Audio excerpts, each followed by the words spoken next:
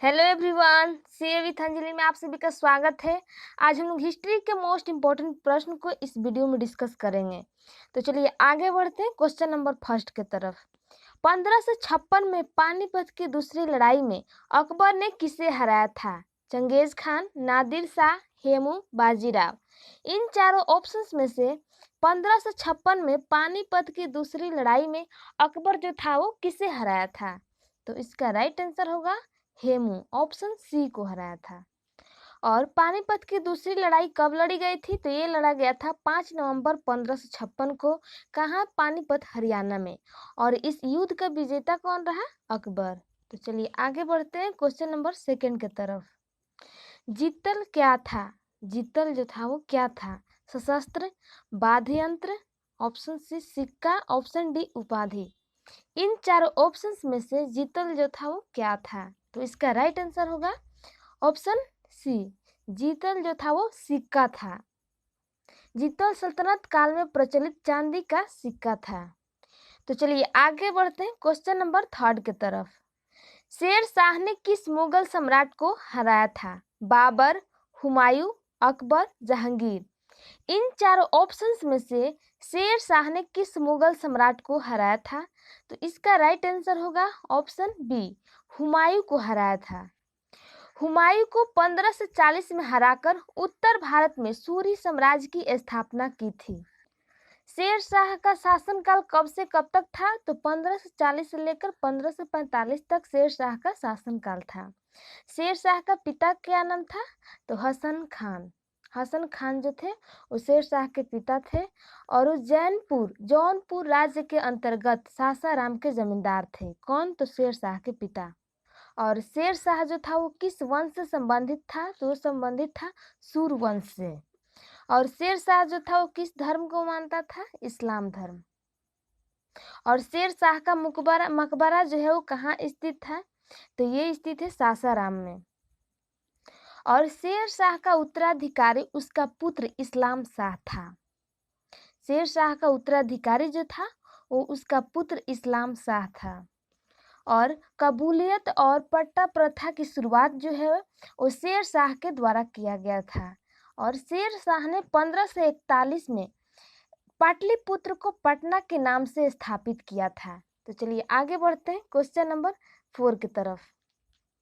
Question number 4, Jahangir का शासन काल क्या है? जहांगीर का जो शासन काल था वो क्या है? 1526 से 1530 ईस्वी, 1530 से 1556 ईस्वी, 1556 से 1605 ईस्वी, या फिर 1605 से 1627 ईस्वी। इन चारों ऑप्शंस में से जहांगीर का शासन काल क्या है? तो इसका राइट आंसर होगा ऑप्शन डी, 1605 से लेकर के 1627 ईस्वी। जहांगीर का जन्म 30 अगस्त 1569 में फतेहपुर सीकरी में हुआ था। और जहांगीर के पिता का नाम अकबर और माता जयपुर की राजकुमारी जोधाबाई थी। और जहांगीर का बचपन का नाम जो है मोहम्मद सलीम था। आगे चलकर सलीम से जहांगीर के नाम से जाना जाने लगा। चलिए आगे बढ़ते हैं क्वेश्चन नंबर 5 की तरफ। एशियाटिक सोसाइटी की स्थापना किसने की थी? कनिंघम, सी राजगोपालाचारी, ली फ्लीट, विलियम जोन्स। इन चारों ऑप्शंस में से एशियाटिक सोसाइटी की स्थापना किसने की थी? कनिंघम, डॉक्टर सी सरकार, फ्लीट, या फिर विलियम जोन्स। तो इसका राइट आंसर होगा ऑप्शन डी, विलियम जोन्स के द्वारा एशियाटिक सोसाइटी की स्थापना की गई थी। एशियाटिक सोसाइटी की स्थापना किस राज्य में किया गया था? पश्चिम बंगाल। और इसका निर्माता कौन था? William Jones. और इसका निर्माण काल कब से कब तक था? तो 1747 से लेकर के 1794 तक। और इसका स्थापना कब हुआ था? 15 जनवरी 1784। तो एशियाटिक सोसाइटी की स्थापना कब की गई थी? तो इसका स्थापना हुआ था 15 जनवरी 1784 में। तो चलिए आगे बढ़ते हैं क्वेश्चन नंबर 7 की तरफ। प्रथम बौद्ध संगीति कहाँ हुई थी? सारनाथ, बोध गया, और राजगिरी, बनारस। इन चारों ऑप्शंस में से प्रथम बौद्ध संगीति की स्थापना कहाँ हुई थी? तो प्रथम बौद्ध संगीति की स्थापना जो है ऑप्शन सी राजगृह में हुआ था। और सेकंड बौद्ध संगीति जो है वो कहाँ हुआ था? वैशाली में। और तृतीय बौद्ध संगीति किस स्थान पे हुआ था? पाटलिपुत्र। और चौथा बौद्ध संगीति कहाँ हुई थी? कुंडलवन। चौथा बौद्ध संगीति के बाद बौद्ध धर्म दो भागों में विभाजित हो गया। कौन कौन में? किस किस में? हीनयान एवं महायान में विभाजित हो गया। तो चलिए आगे बढ़ते हैं क्वेश्चन नंबर 7 की तरफ। स्वतंत्र भारत के प्रथम राष्ट्रपति कौन थे? महात्मा गांधी, माउंटबेटन, सी राजगोपालाचारी, राजेंद्र प्रसाद। इन चारों ऑप्शंस में से भारत के प्रथम राष्ट्रपति कौन थे? तो इसका राइट आंसर होगा ऑप्शन डी राजेंद्र प्रसाद। तो चलिए आगे बढ़ते हैं क्वेश्चन नंबर 8 की तरफ। भारतीय राष्ट्रीय कांग्रेस की स्थापना कब हुई थी? 1881, 1885, 1888, 1890। इन चारों ऑप्शंस में से भारतीय राष्ट्रीय कांग्रेस की स्थापना कब हुई थी? तो इसका राइट आंसर होगा ऑप्शन बी 1885। 28 दिसंबर 1885 को भारतीय राष्ट्रीय कांग्रेस की स्थापना की गई थी।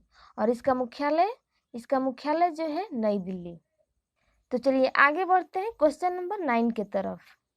भारतवर्ष का अंतिम वायसराय कौन था?